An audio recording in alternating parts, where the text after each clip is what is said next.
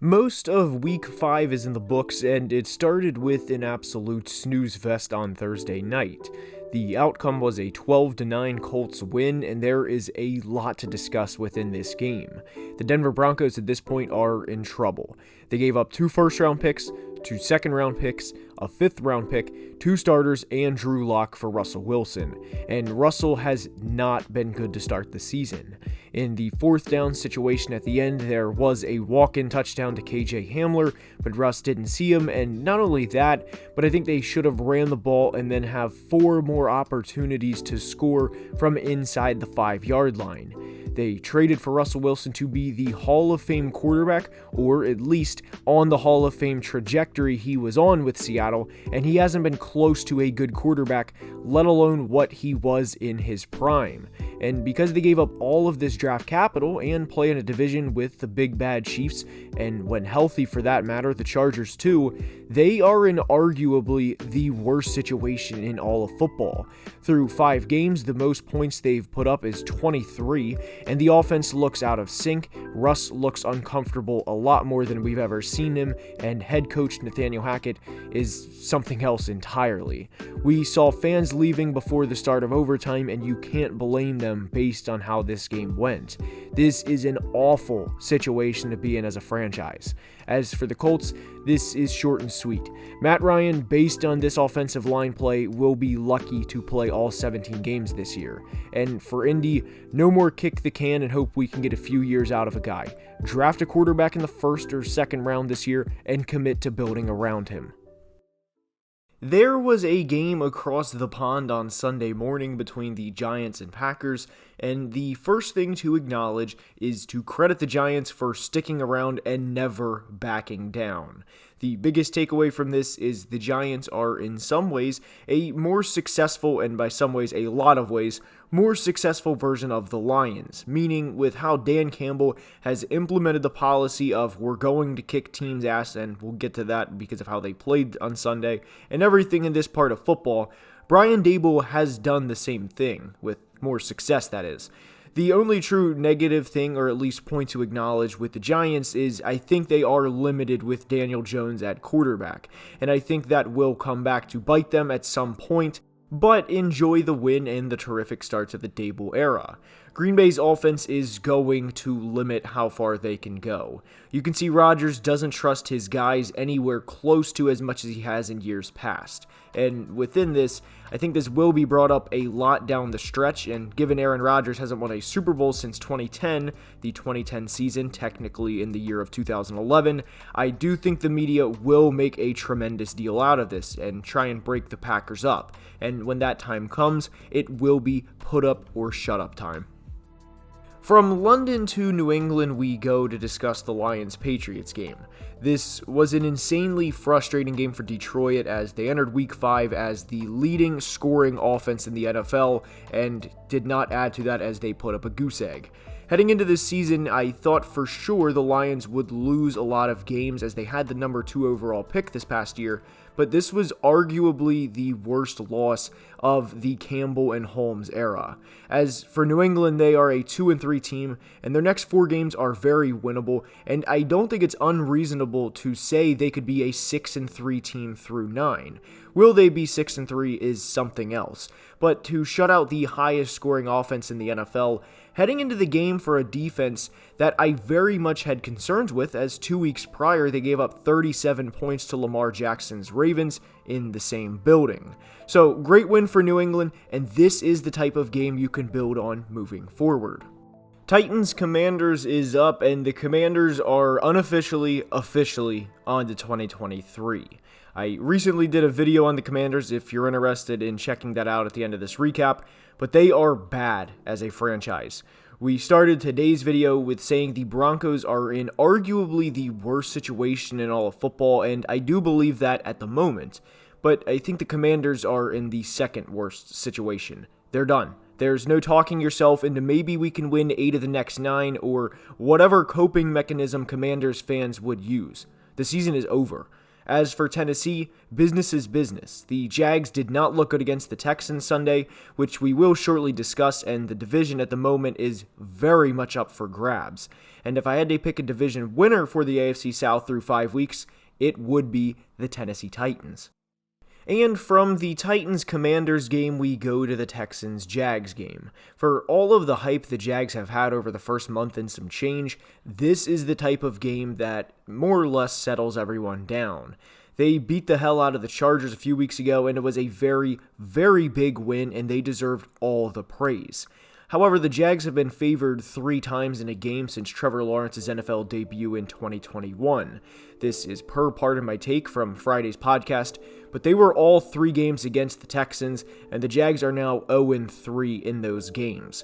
So yes, the Jags are a fun team to buy into, and they're a fun team to watch and to root for, but teams generally do not go from the number 1 overall pick, and for that matter, back-to-back number 1 overall picks, to the playoffs in one season. So I don't think this loss should have came as big of a surprise as it may have been to some. Next up is the Bears-Vikings game, as the Vikings won 29-22 and are now leading the NFC North with a 4-1 record. There is a strong possibility I do a video on the Vikings and how they start games and finish them, and what is very frustrating with this team is you always hear about the scripted plays and drives and how teams start games strong, usually with a score. And the Vikings did just that. They were up 21-3 with 7 minutes left to play in the second quarter, then didn't score until there were 2 minutes and 26 seconds left in the game. At some point that will come back and bite the team in the rear end, period. However, the team plays with a lot of energy, and they love playing for O'Connell, and that much is evident by watching the team play. This is something they will need to improve on, though, and a big shout out to Cam Dantzler, who made the game-winning play at the end. As for Chicago, I hate to focus on moral wins, but the offense during the Matt Nagy era was awful. The team a lot of the time was frustrated with him, and justifiably so, but they fought back in a big way and were very close to being 3-2 through 5 games and tied for the lead in the NFC North. To Cleveland we go to discuss 2 teams that very much have postseason aspirations, and they are the Chargers and Browns.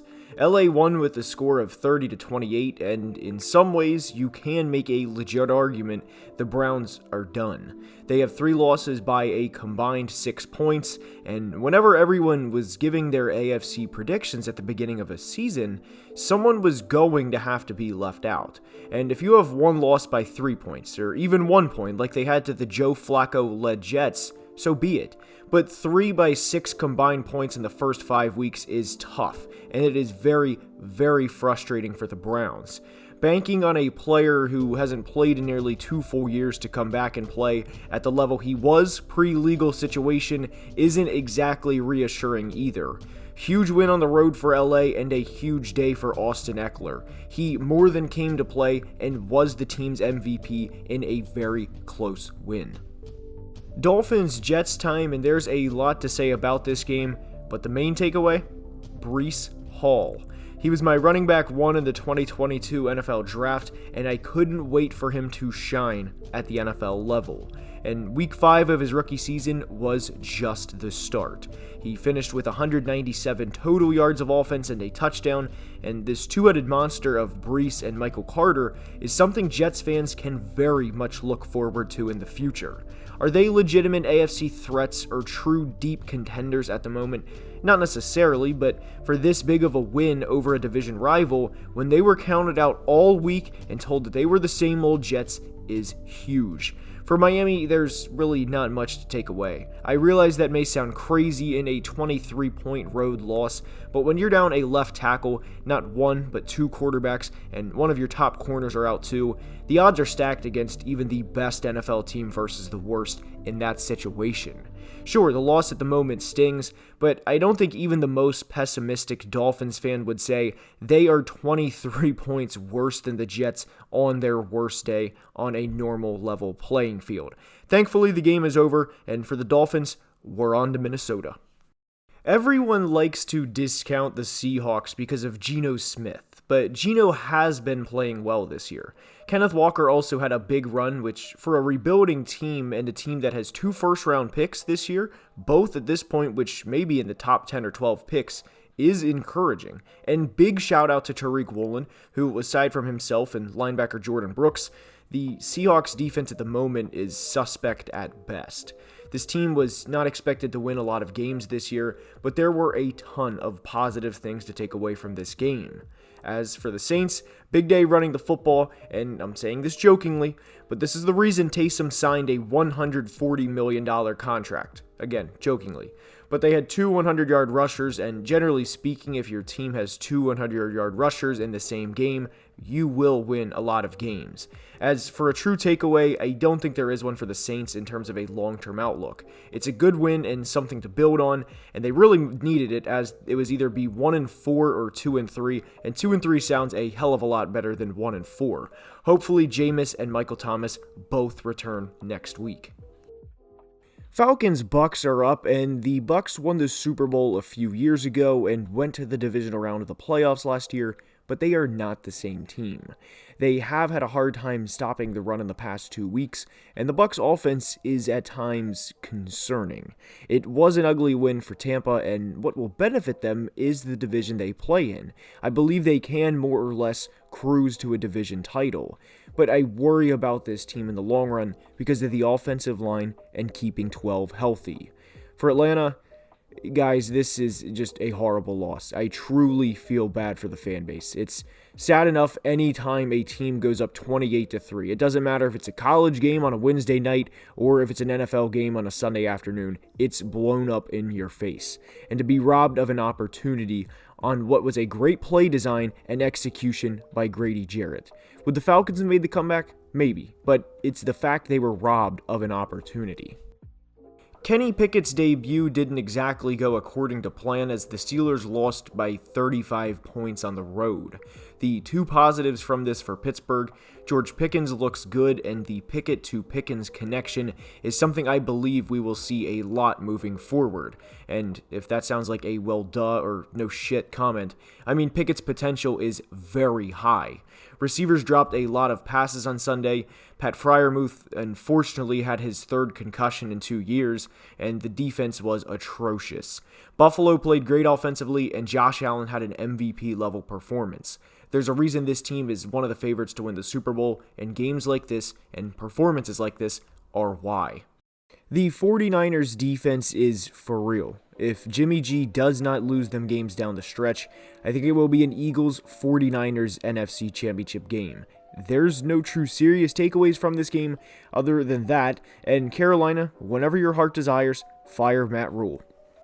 The Cowboys' pass rush is for real. The Los Angeles Rams' offensive line is a shell of what it was a year ago.